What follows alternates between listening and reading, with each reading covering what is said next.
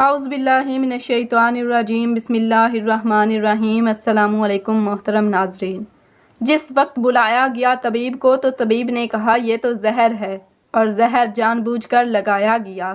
بہرحال امام کو شفا بھی ہوئی اور مدینہ آئے، اور اب کی مرتبہ جو تیسری بار زہر دیا گیا وہ ہیرے کو پیس کر امام حسن رضی اللہ تعالیٰ عنہ کے مشکیزہ کے اندر ڈال دیا گیا۔ امام حسن رضی اللہ تعالیٰ عنہ 27 صفر کی رات سوئے ہوئے تھے، اچانک نیند سے بیدار ہوئے۔ حضرت زینب رضی اللہ تعالیٰ عنہ عبادت میں مصروف تھیں۔ آپ نے نیند سے بیدار ہو کر حضرت زینب رضی اللہ تعالیٰ عنہ کو آواز دی اور حضرت زینب امام کی طرف متوجہ ہوئیں۔ حضرت حسن رضی اللہ تعالیٰ عنہ فرمانے لگے کہ میں نے خواب میں نانا جان، امی جان اور ابا جان کو دیکھا ہے کہ وہ مجھے جنت کی سیر کرواتے ہیں۔ میں نے نانا جان سے عرض کیا کہ آپ میرے حالات سے باخبر ہیں۔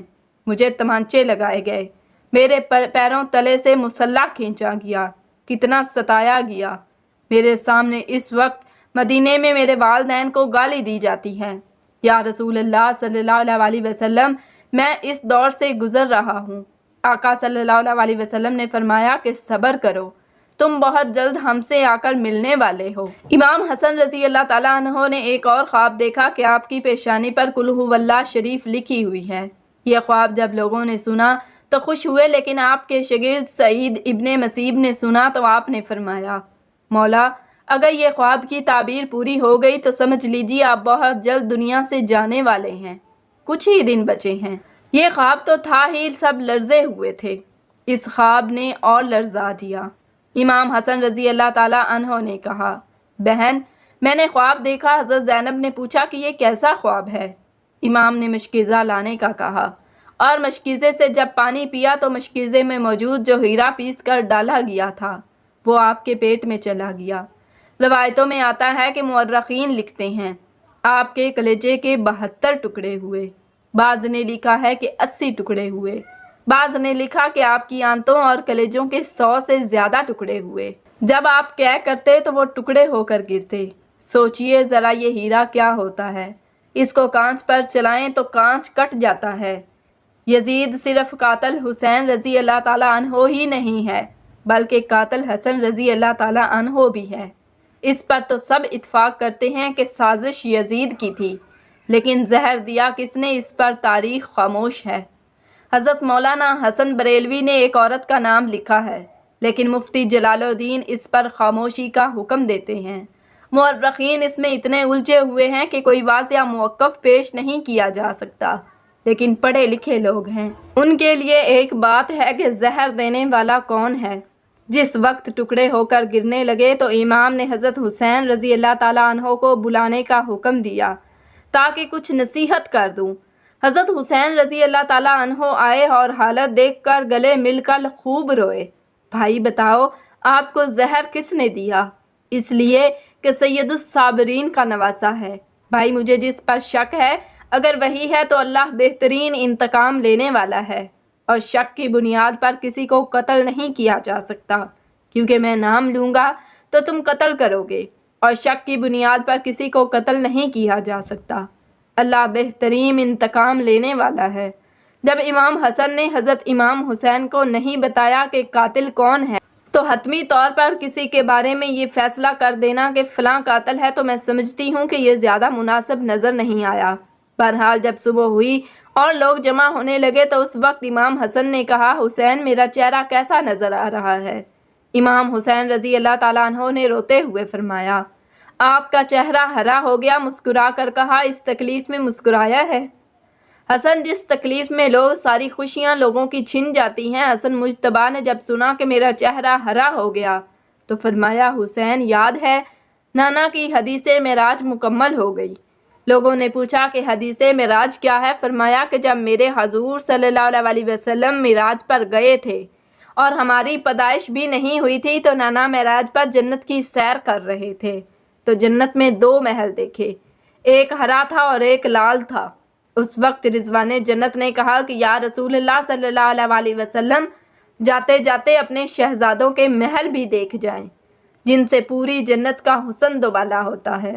حضور صلی اللہ علیہ وسلم نے فرمایا، یہ ہرا کس کا ہے اور لال کس کا ہے؟ کہا کہ لال تو حسین رضی اللہ تعالیٰ عنہ کا ہے اور ہرا حسن رضی اللہ تعالیٰ عنہ کا ہے۔ میرے حضور صلی اللہ علیہ وسلم نے پوچھا کہ رضوان یہ تو بتاؤ کہ حسن کا ہرا کیوں اور حسین کا لال کیوں؟ تو رضوان کی گردن جھک گئی اور آنکھوں میں آنسو آ گئے۔ اہل بیت کی محبت میں رضوان جنت پہ روتا ہے، جبکہ جنت میں کوئی رو نہیں سکتا۔ جنت وہ ہے جہاں رویا نہیں جاتا، لیکن یہ شہادت حسنین ہے۔ اسے جب جب بھی یاد کیا جاتا ہے تو رضوان جنت پہ روتا ہوا نظر آتا ہے۔ رضوان کے عرض کرنے کی ہمت نہ ہوئی۔ حضرت جبرائیل علیہ السلام آئے اور عرض کی، یا رسول اللہ صلی اللہ علیہ وسلم، میں بتاتا ہوں۔ اللہ کے حکم سے یہ ہرا اس لیے ہے کہ حضرت حسن رضی اللہ تعالیٰ عنہ کو زہر دیا جائے گا اور ان کا چہرہ اور جسم ہرا ہو جائے گا، اور حضرت حسین رضی اللہ تعالیٰ عنہ کو کربلا میں شہید کیا جائے گا، اور شہادت کی وجہ سے خون سے سارا جسم لال ہو جائے گا۔ اس لیے حسن کا ہرا اور حسین کا لال محل ہے۔ دیکھا حضور صلی اللہ علیہ وسلم کی یہ حدیث معراج پوری ہو رہی ہے۔ اس کے بعد حضرت حسن رضی اللہ تعالیٰ عنہ نے لوگوں کو جانے کا حکم دیا اور گھر والوں کو ٹھہرنے کا کہا۔ اس وقت مولا حسن کے 3 یا 4 بیٹے تھے۔ ان بیٹوں میں ایک بڑا بیٹا تھا جس کی عمر صرف 7 سال تھی۔ وہ بڑا خوبصورت تھا اور نام قاسم تھا، اور ماں کا نام فروا۔ فروا قاسم کے سر پر ہاتھ پھیرتی اور اپنے شوہر کی طرف دیکھتی گویا ان کے سامنے اپنی بیوگی گونگ رہی تھی۔ ہائے بیوگی، ہائے بے کسی، ہائے بے بسی، لیکن زبان سے کچھ کہہ نہ سکتی تھیں۔ جب سب لوگ چلے گئے، حتیٰ کہ کوئی نہ بچا، تو حضرت حسن رضی اللہ تعالیٰ عنہ نے اپنے بازو پر بندھے تعویذ کو کھولنے کا حکم فروا کو دیا۔ تعویذ کھولا اور کھول کر حضرت حسن نے کہا کہ میرے بیٹے قاسم کو میرے پاس لاؤ۔ اپنے ہاتھوں سے وہ تعویذ بیٹے کے بازو پر باندھ دیا اور فرمایا، بیٹا، ایک وقت آئے گا جب تو شدید مصیبت میں گرفتار ہو جائے گا، اس وقت یہ تعویذ کھول کر دیکھ لینا۔ اس کے بعد حضرت حسین رضی اللہ تعالیٰ عنہ کو بلا کر وصیت کی اور کہا، حسین، صبر سے کام لینا، اور میری تمنا ہے کہ جس وقت میرا جنازہ اٹھے تو مجھے نانا کے قدموں میں دفن کر دینا۔ میں نانا کے قدموں میں دفن ہونا چاہتا ہوں۔ امام علی مقام 28 صفر کو، ایک روایت کے مطابق 29 صفر کو، اور ایک روایت کے مطابق 5 ربیع الاول کو شہید ہوئے۔ اسی طرح سے آپ کا پورا جسم ہرا ہو چکا تھا اور اندر کی آنتوں سے ٹکڑے قے کی صورت میں باہر گرے ہوئے تھے۔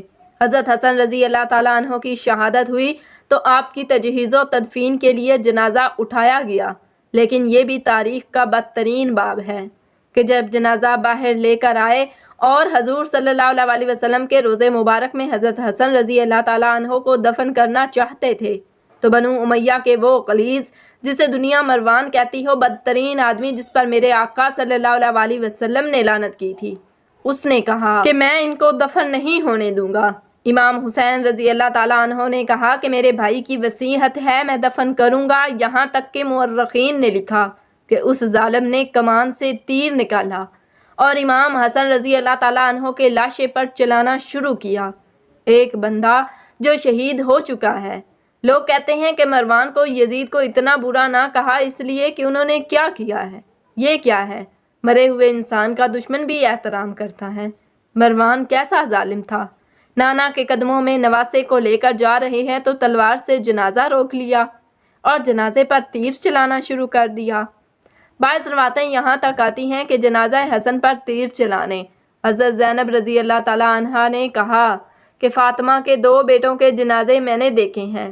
حسن کو 2 بار کفن ملا ہے، حسین کو تو 1 بار بھی کفن نہ ملا۔ لوگوں نے کہا کہ حسن کو 2 بار کفن کیسے ملا؟